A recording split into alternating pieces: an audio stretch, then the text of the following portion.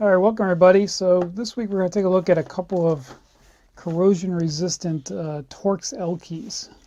So this really wasn't going to be a comparison because I thought Weha was the only one who made a corrosion-resistant L-Key, Torx L-Key that is. But I saw that this just a couple of weeks ago, they came out with this guy, which is their stainless Torx L-Key set. So one of the main reasons I got this, I wanted to put some of these claims to the test. So they claim that this set is corrosion free and that it's weather safe for indoor and outdoor use. So this is actually a 13-piece set, and the one that Vera offers is only a 9-piece set. So let's first take a look at the Weha one here. So the interesting thing about this set is it covers almost the entire Torx range. So we get one down to all the way to T5. I think there are maybe some smaller ones, but most of the stuff you're going to find is not smaller than T5. And this uses their turning case, where basically everything, you can turn any one of these L-Keys and it'll turn. It's just easier to turn the large one. So I believe the actual finish on these is a zinc alloy. So I don't think it's quite a chrome finish, but it is some kind of zinc-based alloy. All right, and then we got the one from Vera here. So let's take a quick look at that.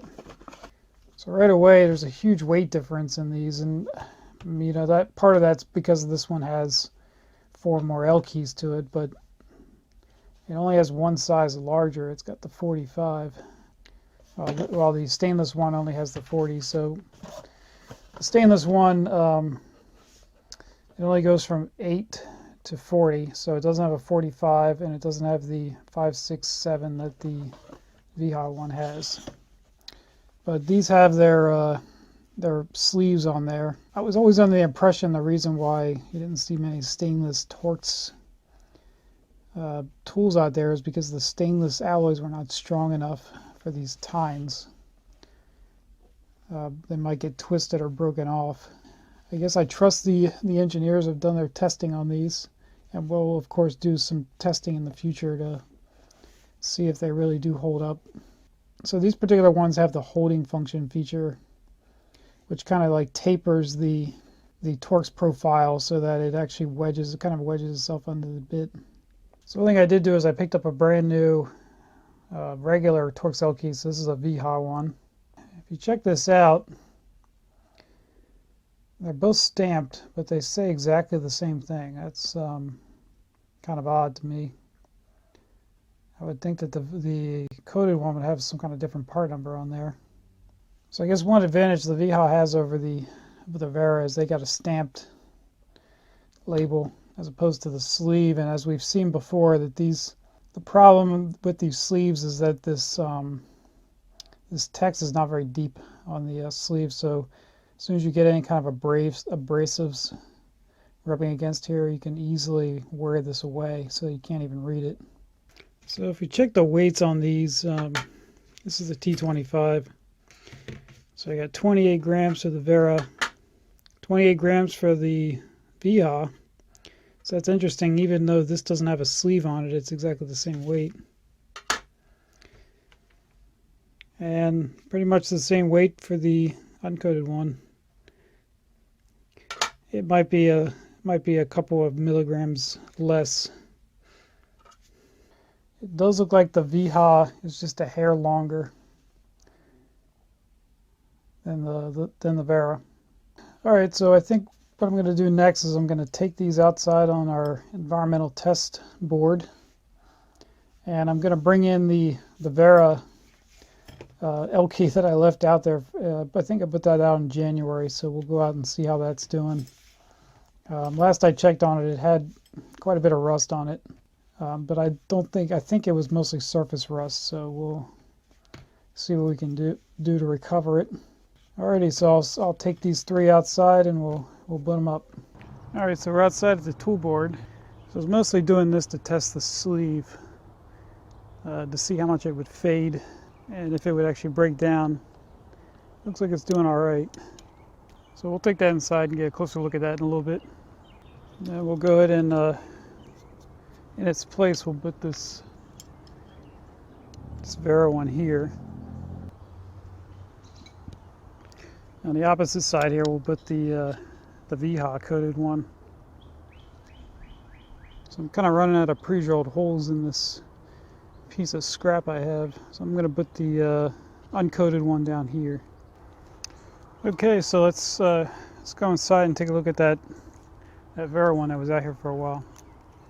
So now taking a closer look at this guy, you can definitely see it got some rust, but it doesn't look like it's very heavily pitted at all. So I'm pretty sure we can get this rust off. It feels just like some surface rust. So here is my normal one, and as you can see, not a whole lot of fading going on there.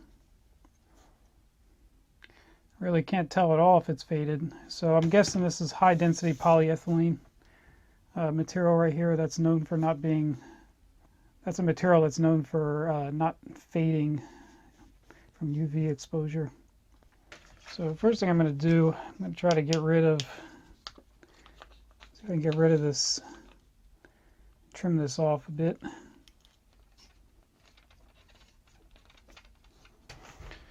So it looks like the sleeve did a pretty good job of protecting it. So I don't see a lot of rust underneath that part I just removed. Alright, so I think I'm going to go throw this in some evapor rust and we'll come back and see how it does. Alright, so here's that piece after soaking it in some evapor rust for a while. And yeah, it came out pretty good. I put this under some really high magnification, and there's just some really small pitting in a couple of places, like right here where the edge of that old piece was, and a little bit on this end, but this end up here actually looked okay. But yeah, still, I think that's still a pretty usable tool. I don't see any issues with using it. So here's a closer look at that. And I don't think you're going to be able to see the micro pitting from this magnification.